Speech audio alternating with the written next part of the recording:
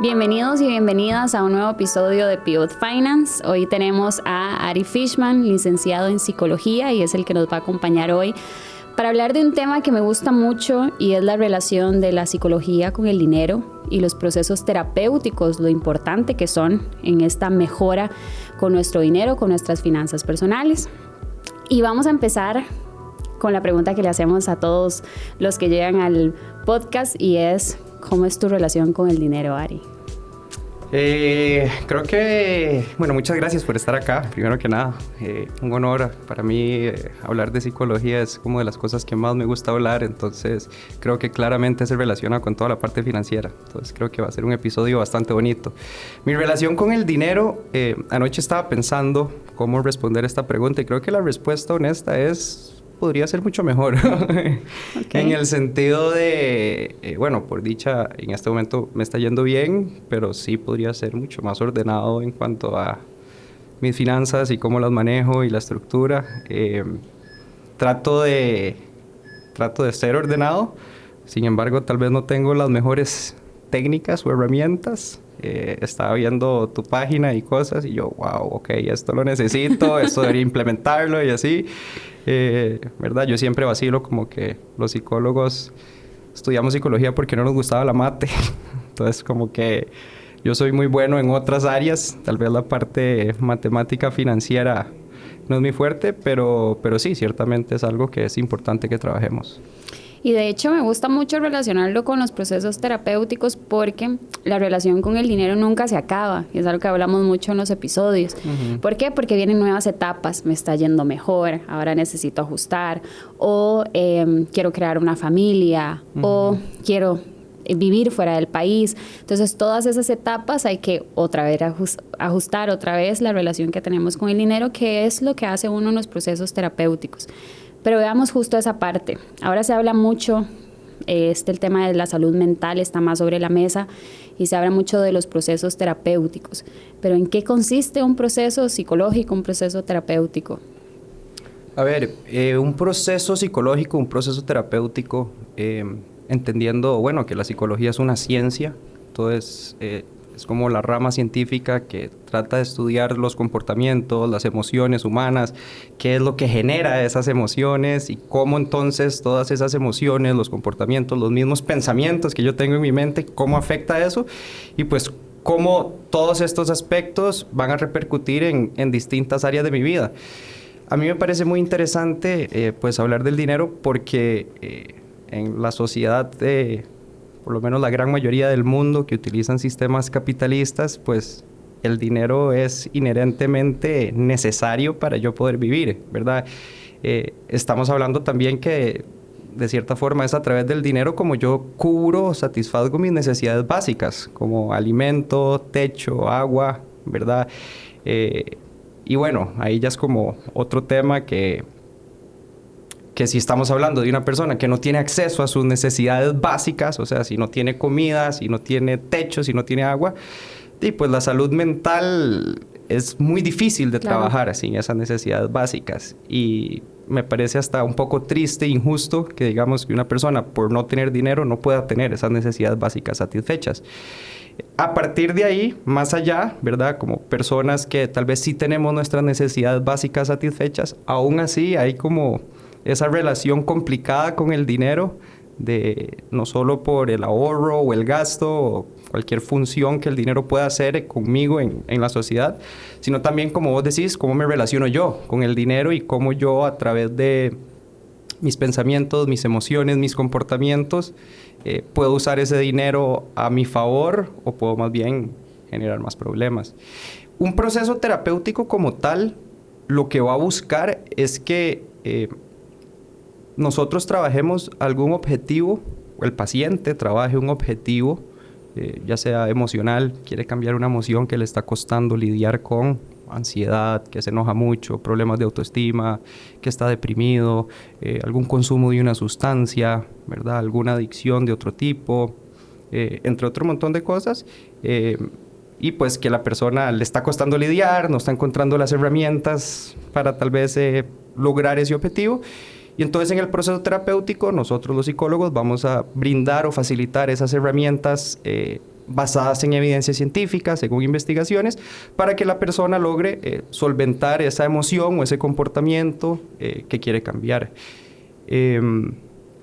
Acá hay algo importante que quisiera recalcar, que es que la psicología ya hoy por hoy está sólida como una rama científica, ¿verdad? Es algo que se estudia en las universidades, que hay ensayos clínicos, investigaciones en hospitales a lo largo del mundo, y a veces existe como esa concepción de que ir al psicólogo es pagarle a alguien para desahogarme, para hablar un poco de mi pasado y ver por qué soy como soy, o así. Y ciertamente una sesión terapéutica tiene mucha buena dosis de desahogo. Sí, de conversación. Claro, pero no es solamente eso. O sea, y yo siempre le digo a los pacientes en la primera cita, la terapia, por lo menos la que yo hago, habrán otros psicólogos que todavía hacen otros enfoques, pero la terapia que yo hago es directiva. O sea, vamos a trabajar por tu objetivo y yo te voy a dar herramientas para que vos logres el objetivo que vos tenés a nivel emocional o a nivel de tus comportamientos de la manera más efectiva posible. Y en ese sentido, pues no vamos a gastar demasiado tiempo hablando de cosas o desahogando de cosas que no necesariamente te van a repercutir en ese objetivo que quieres lograr. Sí, creo que hay muchas personas que tienen esta idea donde llegan, se sientan frente a su psicólogo y le cuentan todo lo que pasó durante el mes o durante los últimos 3 meses o toda su vida.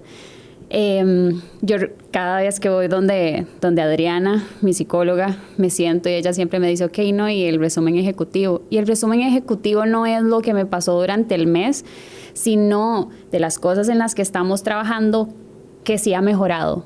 Si he podido practicar bien ejercicio, si he utilizado bien las herramientas, si hay algo que me falta. Entonces ya yo sé en qué dirección va. Y eso me parece lo más importante, porque si queremos mejorar ciertos aspectos de nuestra vida, pues tiene que ir dirigido a eso. Y ahora viene una pregunta que se hacen muchísimas personas y es, ¿todas las personas deben de ir a terapia? Mira, yo creo que todas las personas se verían beneficiadas en uno o varios momentos de su vida de acudir a terapia. A ver, es que nadie nace aprendido, nadie lo sabe todo. Entonces, es bueno asesorarnos y ayudarnos. Y nosotros los psicólogos nos hemos enfocado en estudiar todas estas herramientas, estas teorías, estas técnicas que le ayudan. Y creo yo que a cualquier ser humano en distintos momentos va o se podría haber beneficiado de esa ayuda. Eso sí, no necesariamente significa que una persona tenga que ir a terapia toda su vida constantemente. Como yo te decía, creo que la terapia es mejor cuando se trabaja por objetivos, cuando hay algo que querés lograr. Y a ver, el éxito de un proceso terapéutico es dar de alta. Es decir, ¿verdad? No, y por ejemplo, ya está manejando súper bien la ansiedad, ya no está ansiosa, ya no tiene ataques de pánico, ya está durmiendo súper bien, ya tenés las herramientas que hemos visto en terapia, las sabes aplicar, las integraste a tu vida, no hay necesidad de que sigas viniendo. La psicología no tiene por qué generar esa dependencia del paciente con el terapeuta, en el que necesite ir a su terapeuta cada vez que se siente mal, sino más bien es un poco lo contrario, es que la persona adquiere esas herramientas. Si pueda gestionarlo sola. Que pueda gestionarlo de manera autónoma, de manera independiente. Siempre el consultorio va a estar abierto y si quieres volver o se te dificultó y volvés y sigue el proceso terapéutico. No es que, de verdad, yo doy de alta a mis pacientes y ya, expulsados. No, bienvenidos cuando quieran. Pero sí es como, ¿verdad? Buscar que la persona logre gestionarlo de manera independiente y de manera autónoma. Y es importante recalcar nuevamente que es una ciencia. Creo que antes todos estos procesos se veían, eran muy tabú y creo que todavía siguen siendo tabú, en donde estás loco y necesitas ir al psicólogo o al psiquiatra y esa es la única razón por la cual vas a ir. Pero cuando uno yo lo hago mucho con mis papás que no tuvieron acceso y económicamente no tenían también el acceso de pagar un psicólogo, menos el conocimiento de lo que eso representaba. Yo a veces me pongo a pensar como, wow, cómo hubiera sido la vida de mi mamá con esas herramientas. Y ahí es donde para mí es importante las herramientas, y creo que te contaba antes de empezar el podcast, cuando yo estaba buscando una persona, un psicólogo, una psicóloga para mi proceso, me costaba mucho porque yo no quería sentarme donde una persona que me dijera por qué soy así. porque yo lo sé, yo lo viví. Yo necesito herramientas para poder mejorar mi vida. Y esto lo digo de manera personal. Cuando yo empecé mi proceso y me empezaban a dar las herramientas y los ejercicios, y muchos eran ejercicios que obviamente son ejercicios mentales y van enfocados a la mentalidad, yo decía, esto no va a funcionar. Y creo que todavía uno tiene como la idea de, esto es un poco raro, pero cuando lo empecé a hacer y empezó a funcionar y empecé a darme cuenta que en ese caso era un tema de inseguridades y el tiempo pasaba y no recordaba cuándo era la última vez que me había sentido insegura con ese tema, fue como, wow, ok, esto sí funciona. Y creo que también hay que darse la oportunidad de entender que es una ciencia, sigue siendo una ciencia. No es algo que una persona se sienta y a escucharlo a uno, sino que de verdad cuando uno escucha a su psicólogo, a su psicóloga, dice como, ok, tiene mucho sentido lo que me está diciendo y la forma en la que podemos manejarlo. Sí. En la parte del dinero creo que es importante también hablar, no toda la población mundial, y vamos a hablar solamente de Costa Rica, no toda la población de Costa Rica tiene acceso a un proceso psicológico. Sí. O sea, ir al psicólogo no es barato. Conlleva un monto de dinero que tengo que pagar todos los meses que no todas las personas pueden pagarlo. Y es triste, sé que hay muchas instituciones ahorita que le permiten a las personas que no pueden pagar un proceso psicológico que lo puedan llevar, pero sigue siendo triste que no toda la población tenga acceso. Pero además de eso, no toda la población lo tiene como prioridad. Y seguimos hablando de la salud mental, pero nos parece muy caro ir al psicólogo. Y creo que es importante, ya que estamos hablando de esto, de darle el lugar que se merece a nuestra salud mental, y si tenemos la posibilidad y el acceso de ir al psicólogo, a la psicóloga, poder ir y vernos beneficiados de esta ciencia tan maravillosa que nos puede mejorar infinidad en nuestra calidad de vida.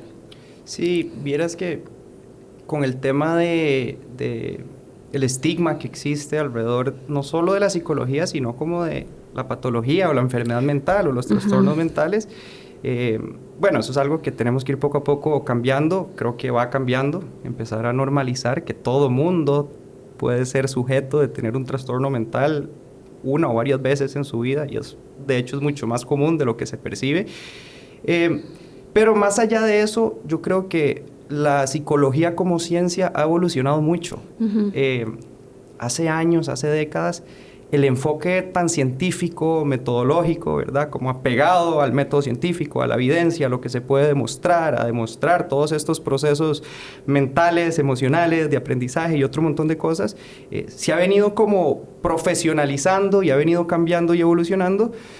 Sin embargo, todavía hay como enfoques psicológicos, si podemos llamarlos, que no necesariamente han evolucionado tan rápido, que no están tan apegados a eso, ¿verdad?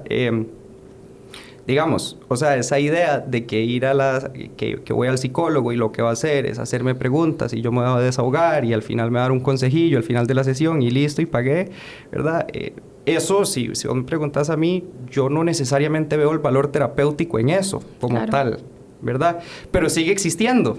Entonces, ahí hay como un problema también parte de la misma psicología, que nos falta todavía mucho camino por avanzar y como sentarnos fuertemente, rígidamente, de manera disciplinada con que no, somos una ciencia y cualquier estrategia, teoría o técnica psicológica que no esté respaldada por el método científico, no debemos por qué usarla. Yo siempre les digo a mis pacientes al principio, en la primera sesión, vea, yo no soy consejero, yo no le voy a hablar de mi opinión, yo no voy a hablarle de mi experiencia personal, yo no voy a decirle una técnica ahí que por ahí vi o que me inventé o que me funcionó con un paciente. No, yo voy a procurar darte solamente herramientas, técnicas y teorías que estén respaldadas con amplias investigaciones científicas, es decir, o sea, que esté demostrado que funcione, básicamente.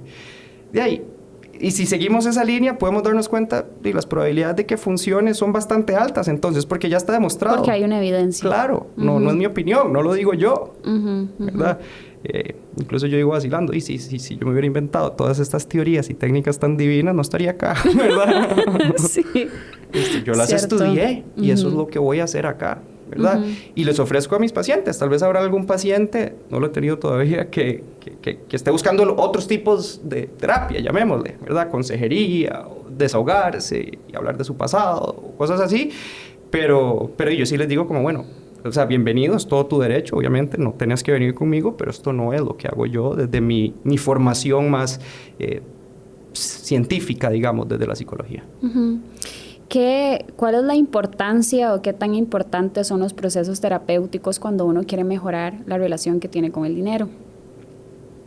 Esa es una muy buena pregunta. Yo creo que lo primero que habríamos que indagar es cuál es el problema en esa relación, ¿verdad? Vos sabrás que hay muchos tipos de emociones que pueden surgir cuando yo tengo algún problema con el dinero, con la relación que tengo con el dinero, ¿verdad?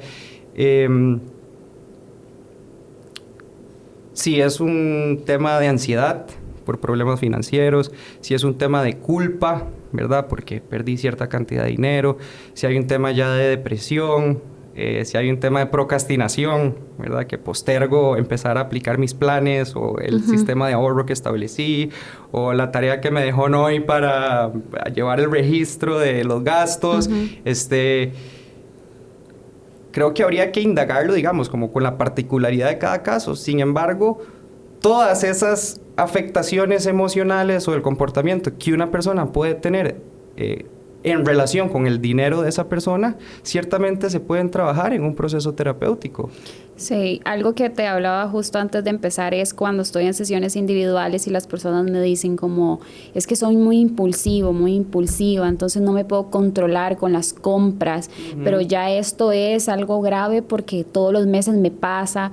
Yo les digo, ese no es mi campo. Claro, ahí yo creo que entramos un poco nosotros. Exacto, se lo puedo dejar a un proceso terapéutico porque esto va mucho más allá de solamente hablar de dinero. Y creo que también es importante, y esto lo hablo para las personas que trabajan en lo que hago, en la parte de finanzas personales, no deberíamos de cruzar esa línea de volvernos consejeros psicológicos de nuestros clientes cuando no es lo que hacemos y no estamos preparados para eso.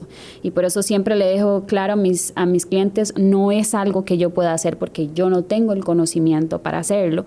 Por eso tienes que buscar un proceso y lo podemos llevar de la mano. Y de hecho tengo varios clientes en donde llevamos el proceso de la mano. Entonces me cuenta, esto es lo que estoy trabajando con mi psicólogo, con mi psicóloga. Y yo voy de la misma línea ayudando con el proceso que están llevando. Total. Pero no debemos de cruzar esa línea porque ahora, no sé si en algún momento has escuchado y seguramente a vos te llega más que a mí. Cuando la gente dice, no le hubieras pagado al psicólogo, a la psicóloga, yo ya te lo había dicho. No, nosotros no somos psicólogos, no somos psicólogas, no busquen un asesor financiero para eso. Claro. Es mejor, y yo le digo mucho a mis clientes, que usted tome su dinero de una sesión individual de finanzas personales y lo lleve a un proceso terapéutico y luego regrese cuando esté listo para iniciar a darme ese dinero a mí para que yo haga un proceso terapéutico, porque yo no lo voy a hacer, no soy psicólogo, no soy psicóloga. Claro. Y es importante aclarar eso. Sí, me parece, primero me parece bastante responsable de tu parte y segundo, creo que por lo menos a mí me pasa igual. O sea, yo trabajo la parte psicológica, emocional del paciente con problemas financieros, ¿verdad? Que si la ansiedad o cómo controlar los impulsos de gastar, todas esas cosas, con todas las variables psicológicas. Pero después cuando me llega a decir a mí, ¿y a dónde invierto esta plata o este plan de ahorro? Yo, no, ese no soy yo, de verdad. Sí, ahí es como, ese no es mi área de expertise. en esos procesos los psicólogos, las psicólogas lo que hacen es como, ok, hable del presupuesto con ella, de cómo lo pueden mejorar, que esto es lo que necesitas, porque claramente también no es su campo, pero creo que es muy responsable hacerlo de esa manera. Hay algo, un tema específico en la relación que tenemos con el dinero que nos ha afectado mucho a nuestras generaciones y son las redes sociales. ¿Por qué razón? Porque nuestros papás no crecieron viendo todo lo que tenía todo el mundo, sino lo que tenían las personas a su alrededor. Pero ahora podemos ver la vida perfecta, que es lo que se enseña en redes sociales, y el nivel económico que tienen las personas por medio de las redes sociales. Y esto afecta muchísimo la forma no solamente de vernos a nosotros, sino también de lo que queremos. Creo que una de los ejercicios que me envió una vez mi psicóloga fue, y cada vez que estés en redes sociales y algo te haga sentir esa emoción que estábamos trabajando, la notas. Y te das cuenta cuántas veces eso lo vivís. Y me di cuenta que lo vivía infinidad de veces en una semana. Entonces lo que hice fue dejar de usar tanto las redes sociales como lo estaba haciendo, porque de verdad estaba afectando. ¿Qué tan importante es tener claro que las redes sociales sí son un medio que nos permiten, y claro está que estamos aquí haciendo un podcast y yo tengo una página de finanzas personales, un medio que nos puede ayudar a llegar a muchas personas y ayudar a muchas personas, pero también es algo que le debemos de tener mucho cuidado para nuestra salud mental? Sí, claro. Bueno, el tema de las redes sociales es complejísimo, vino a potenciar un montón de problemas de salud mental. Efectivamente, el análisis que vos haces, ¿verdad? De ver cómo compararme, y si acá estamos hablando del tema financiero, ¿verdad? Compararme entonces con el carro, la casa del vecino, el viaje, a dónde están los hijos, etcétera. Se manifiesta o se agrandece, se exacerba cuando yo lo puedo ver diariamente en esos posteos en las redes sociales.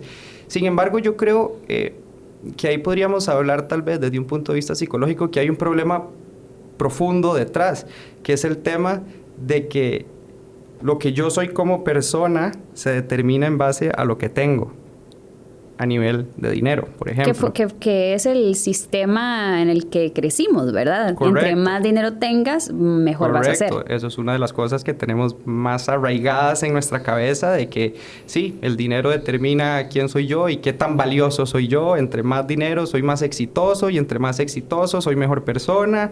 Y entonces ahí tenemos una búsqueda imparable de ganarme, ¿verdad?, lo que soy yo a través de ganar más dinero, de ganarme mi valor como persona, de lograr tener una autoestima estable. Pero lo que pasa es que estoy construyendo un castillo de arena, o sea, se me va a caer en cualquier momento, porque el valor que esté condicionado no solamente al dinero, el valor humano, si yo mido mi valor condicionado a mi éxito académico, mi éxito en mis relaciones, mi éxito como hijo, como psicólogo, como esposo, como lo que sea, o como dinero, ¿verdad? Naturalmente, eventualmente se me va a caer. Entonces, hay algo que repito mucho, y es: el dinero nunca es suficiente. Nunca. Siempre hay alguien que tiene más dinero que nosotros, y siempre va a ser de esa manera. Algo en lo que siempre he chocado es en esta idea de que ponemos en un pedestal a las personas que tienen mucho capital o mucho dinero. Entonces, una persona perfecta, diga lo que diga, es verdad. ¿En qué momento de verdad pasamos a poner el dinero como una prioridad y no al ser humano que tenemos a la par? Creo que esto es una pregunta que podría tornarse hasta política, ¿verdad? No quiero meterme en ideologías políticas, yo tampoco tengo definida mi ideología política de manera clara. Estoy de acuerdo. Pero sí, yo creo que esto es resultado mucho de un sistema capitalista que se ha arraigado muy fuertemente en todas las sociedades. Y yo no soy político y no sé nada de esto, no se me ocurre un mejor sistema en este momento, ¿verdad? ¿Cómo podríamos mejorarlo? Pero sí, como que se nos fue un poco de las manos que esa creencia de que la riqueza económica es lo único que tengo que perseguir y es todo lo que me define a mí como persona, y dejamos de prestarle atención a otros aspectos igualmente esenciales de la vida humana. Es un tema que me sorprende y que me choca mucho, porque yo vengo de una familia de escasos recursos. Entonces, mi realidad financiera ahora es muy diferente, pero crecí en una zona rural, en una zona costera, con muchísima pobreza, pero tuve una niñez muy linda. Y cada vez que voy a Puerto Jiménez siempre siento una nostalgia muy bonita, porque fue el lugar en donde crecí. Pero conforme fue pasando el tiempo y mi realidad financiera fue cambiando, pues sin querer vas pasando por otros núcleos de amigos, de conocidos muy diferentes tal vez a los que tenías antes, y te das cuenta la necesidad tan grande que hay de demostrar todo lo que uno tiene, porque es la forma en la que me van a respetar. Y ahí es donde he llegado de hecho lo estaba hablando con mi novia hace un tiempo atrás, qué duro esto, y sé que puede ser que no todas las personas compartan esto y está bien, pero yo quiero ser mamá. Y cuando me pongo a pensar en la educación que quiero que mis hijos reciban, siempre les digo como, no sé si quiero que estén en una burbuja en donde crecen pensando que todas las personas tienen esa realidad cuando no es así. Pero de igual manera quiero que reciban una buena educación porque yo no la recibí. Entonces quisiera que fuera así. Ahí, esta parte del dinero, de cómo lo vemos, de cómo vemos a las personas que tenemos alrededor, a nuestra familia, a nuestros conocidos, a nuestros amigos, es compleja, es bastante compleja porque hay momentos que quieres hacer algunas cosas, pero chocan con lo que realmente piensas o crees. Y creo que lo mejor que uno puede hacer es cuestionarse cada vez que el dinero se vuelve más importante que tu familia, que vos mismo. Y creo que esa es una buena forma de mejorar nuestra relación con el dinero. Es, ok, ¿mi vida la controla el dinero o la controlo yo? Me estoy comprando esto porque me quiero sentir más importante, entonces, ok, ¿por qué? Porque me quiero sentir más importante. Y es un pensamiento que debe ser constante, porque vivimos en un sistema donde el dinero es lo principal. Entonces va a ser un tema que vamos a seguir tocando. Claro. Yo creo que esa búsqueda constante de adquirir más dinero para demostrar que soy yo y darme a respetar, lo que trae detrás es un problema muy común que todos tenemos, que es un problema de autoestima, ¿verdad? Ahí hay un problema de que estoy demostrando mi valor a través de eso, y que se puede trabajar de maneras mucho más efectivas que haciéndome millonario o reventándome en trabajo, ¿verdad? O haciendo eso. Sí. Y ahora hablemos de la salud mental con respecto a la ansiedad, la depresión. Ya hay muchos estudios sobre esto, en donde los problemas que tenemos con el dinero generan ansiedad, generan depresión, generan diferentes trastornos mentales. Y es algo a lo que no le ponemos mucho cuidado, y por eso siempre les digo, no veamos el dinero o nuestras finanzas personales como algo que hay que hacer, sino como algo que es parte de nuestra vida y va a afectar a todo nuestro alrededor. En el 2008-2009, que se dio la crisis económica en Estados Unidos, que creo que muchas personas, dependiendo de la edad, la van a recordar diferente. Yo estaba, creo que entrando a la U, saliendo del cole por ahí, pero muchas de estas crisis económicas generan muchos suicidios, porque las personas pierden sus casas, pierden sus propiedades, pierden su capital, y se dan cuenta que se están quedando sin nada. Y ojo, que esto podría pasar, porque no podemos controlar nuestro futuro. Entonces, qué importante también es esa relación que tenemos con el dinero para cuando, si eso llegara a suceder. Pero también hay estudios de cómo se relaciona la depresión, la ansiedad con los problemas con el dinero. Sí, hay varias variables que entran en juego. Y primero, tal vez sí me gustaría como volver a hacer la diferencia entre una persona que sí tiene sus necesidades básicas cubiertas y alguien que no, ¿verdad? Porque eso cambia el paradigma. Claramente, si vos no tenés que comer o no tenés cómo alimentar a tus hijos, es como, ¿verdad? Va a ser difícil trabajar esa depresión, y ahí hay un tema sistemático, ¿verdad? Más allá de lo que un proceso psicológico pueda lograr. Aparte de esos casos, ¿verdad? Sí existe y es muy común que problemas financieros tiendan a generar trastornos mentales como ansiedad y depresión, por muchas razones. Una de las razones principales es lo que hablábamos antes, ¿verdad? Esa asociación de que al yo perder el dinero estoy perdiendo estatus, estoy perdiendo valor como persona, por ende se me cae la autoestima, arrastro grandes sentimientos de culpa, ¿verdad? Ya no soy el padre proveedor como quería ser, y ahora entonces estamos más tallados o lo que sea, y todo eso puede generar ese tipo de repercusiones.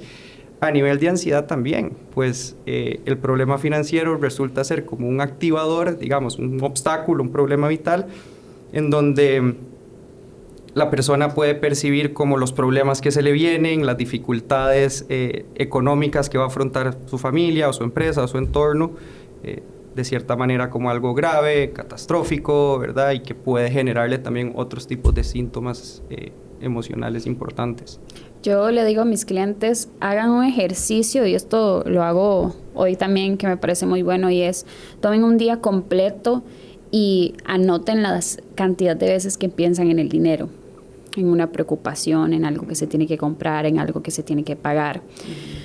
Porque ese es el inicio de cuando una preocupación se convierte en ansiedad, porque si todos los días me despierto pensando que tengo que pagar la hipoteca de mi casa, pues evidentemente es algo que va a estar ahí constante hasta que se va a volver algo más. Mejorar nuestras finanzas personales no es solamente para llevar buenos números. De hecho, las finanzas van más allá de los números. Es la forma en la que vemos el dinero. Si pensamos menos en el dinero durante el día, podemos enfocar también nuestra mente en otros aspectos. Sí. Y aquí vamos a hablar de un tema controversial, y es sobre la felicidad. Desde la psicología, ¿el dinero puede dar felicidad? Y yo sé que es controversial esto. Cada quien tiene su punto, pero me parece muy importante. Yo diría que no rotundo. Sí. Fácil. Sí. No, de fijo no. Obviamente con las necesidades básicas cubiertas, sí, esa búsqueda de más dinero termina siendo inalcanzable, nunca vas a estar satisfecho, siempre vas a estar buscando placer, ¿verdad? El dinero al final es como el estímulo universal que nos permite conseguir otros estímulos o actividades o cosas placenteras para nosotros, y esto es algo que ya está estudiado, pero fisiológicamente, como está diseñado el cuerpo humano, nunca está satisfecho por más placer que tenga. Siempre va a estar buscando más y más placer. Y si consiguió tanto, ahora quiere más placer y así. Ahí más bien habría como que revertir o cambiar esa búsqueda insaciable, hedonista de placer o de dinero en este caso. Y eso creo que da más probabilidades de llegar a un estado de felicidad o bienestar percibido bastante elevado, que acá hay que aclarar, o sea, no es que la felicidad es un lugar al que llegas y te quedas y te graduaste y listo, vas a ser feliz, sino como es un proceso constante en el que a mí me gusta verlo como siempre puedes ser un poquito más feliz, puedes ser más feliz que el día anterior si seguís trabajando y haciendo las cosas. Creo que más que buscar conseguir más dinero, ¿verdad? Yo creo que eso va a tener el efecto opuesto. Lo que hay que trabajar es en esa necesidad constante de estar consiguiendo dinero para sentir placer. Algo interesante de finanzas es, hay un concepto que ahora se habla mucho en redes sociales sobre la libertad financiera. Sí. Libertad financiera es el momento de mi vida donde no dependo de un ingreso para vivir, porque tengo diferentes ingresos pasivos que me generan no tener que preocuparme por eso. Las personas piensan que cuando se llega a tener libertad financiera la vida se acaba, porque todo se llegó a esa meta, ya todo sigue color de rosa. Ojalá fuera así, pero no es así. Pero hay un punto muy importante de la libertad financiera, y es las personas que la quieren alcanzar muy rápido tienen que tener claro que sus gastos fijos tienen que ser muy bajos. Eso quiere decir que una persona que constantemente está buscando llenar su vida con cosas materiales, con el dinero, no va a encontrar libertad financiera en un espacio de tiempo corto o mediano, y no sé si largo. Entonces es importante ver esta parte de libertad financiera como, ok, entre menos gastemos, más rápido llegamos ahí. Libertad financiera no va de la mano con la cantidad de dinero que voy a tener, sino que conforme me siento con mi presente para poder estar tranquilo, tranquila o en paz. Y por último, uno de los temas que personalmente me gustan mucho porque me ha ayudado mucho con mi ansiedad es el ejercicio. Y creo que no lo subestimamos mucho, no le damos el lugar que debería. ¿Y cuál es la importancia del ejercicio en procesos terapéuticos? Vieras que el ejercicio está investigado que ayuda muchísimo a nivelar nuestros nuestros neurotransmisores mentales y todos los químicos que hay en el cerebro para que funcione bien nuestro cerebro, que funcione de manera basal. El ejercicio como tal tiende a nivelar esos niveles. Entonces casi que va a ayudar en cualquier tipo de situación emocional o cualquier tipo de trastorno mental. Casi que es como una recomendación que todo mundo debería hacer independientemente, tengas un trastorno o no, haz ejercicio para evitar caer en un trastorno mental o psicológico. Es un muy buen hábito. Y si ya estás en un trastorno, hagamos ejercicio porque te va a ayudar a salir de ahí, ¿ok? Sí hay que reconocer, no es que es la santa solución. Tenemos que complementarlo con otras estrategias. Para mí, digamos, el eje central que engloba todas las estrategias posibles es una terapia psicológica basada en evidencia, porque tu terapeuta te va a mandar a hacer ejercicio, pero te va a mandar a hacer otro montón de cosas, que hay otro montón de estrategias, aparte del ejercicio, con muy buena evidencia de funcionar. Yo sí creo, o sea, soy fiel creyente que tenemos que hacer ejercicio y que eso tiene efectos directos en aspectos psicológicos de las personas, pero sí tampoco quiero como magnificarlo como, si corres todos los días, listo, no te va a dar una depresión, sí, o no la te va a dar gente que ansiedad. hace mucho ejercicio, entonces está bien su salud mental, Claro, no es así. No, tampoco es así. Sí. Hay muchos otros factores que entran en juego, pero sí definitivamente el ejercicio es una excelente herramienta. Vieras que yo quería tocar un tema que me pareció bastante bonito que vos mencionaste, que es como el ejercicio que le dejas a algunos clientes tuyos de anotar los pensamientos. Los pensamientos, literalmente la manera en que mi cabeza interpreta, analiza las cosas que me pasan, por ejemplo, que quebró mi empresa, o que no tengo dinero, o que me despidieron, o lo que sea, cualquier situación. La manera en que yo interprete esa situación va a tener un efecto directo en cómo yo me siento y cómo yo me comporto. Yo puedo enfrentarme a una situación bastante difícil, como ser despedido, pero depende de mi manera en que yo interprete esa situación, ¿verdad? Si yo me digo, no, yo no voy a poder con esto es absolutamente terrible, es demasiado injusto, ¿cómo es posible que me despidieron? Ok, eso me va a llevar a sentir ciertas emociones, enojo, resentimiento, depresión, ¿verdad? Yo puedo interpretarlo de manera distinta, puedo interpretarlo, ok, esto va a estar duro salir a buscar trabajo, pero bueno, probablemente voy a poder soportar esta incomodidad, voy a soportar este momento duro y eventualmente voy a lograr encontrar una manera, aunque sea difícil, aunque esto es feo. Por dicha, creo que hay cosas peores que me podrían estar pasando en esta vida que ser despedido. Y depende como, digamos, con esa segunda interpretación, probablemente mi forma de sentirme sea un poco distinta, o bastante distinta. Creo que acá acabo de resumir como en estos últimos 2 minutos el 90% de lo que hacemos en terapia nosotros, que es trabajar cuáles son los pensamientos que la persona puede estar teniendo ante X o Y situación que le está afectando y que le está generando esas emociones y esos comportamientos no saludables, ya sea con el dinero o sea con cualquier tema. Esa interpretación que el humano le dé a una situación juega un rol central en el aspecto psicológico. Y nada más como para diferenciarnos un poco, acá yo no estoy hablando de que yo le pido a mis pacientes piense positivo, ¿verdad? No. La ley de la atracción o esas cosas, no, acá estamos hablando de analizar mis pensamientos y entrenarnos a que mi cabeza logre pensar de una manera más realista, de una manera más lógica, de una manera al final más funcional para mí. Sí, yo finalizo y esto es un pensamiento 100% personal. No somos lo que vemos en el espejo, somos lo que pensamos. Y creo que cuando nos damos cuenta de eso, la vida cambia muchísimo cuando ponemos atención a nuestros pensamientos. Muchas gracias por acompañarnos, Ari. Gracias a vos por la invitación. Esperamos tenerte otra vez por acá. Súper. Y muchas gracias a las personas que van a escuchar este podcast y también a verlos. No se preocupen, vamos a dejar las redes sociales de Ari en las publicaciones, así que lo van a poder seguir por ahí. Y muchas gracias a todos.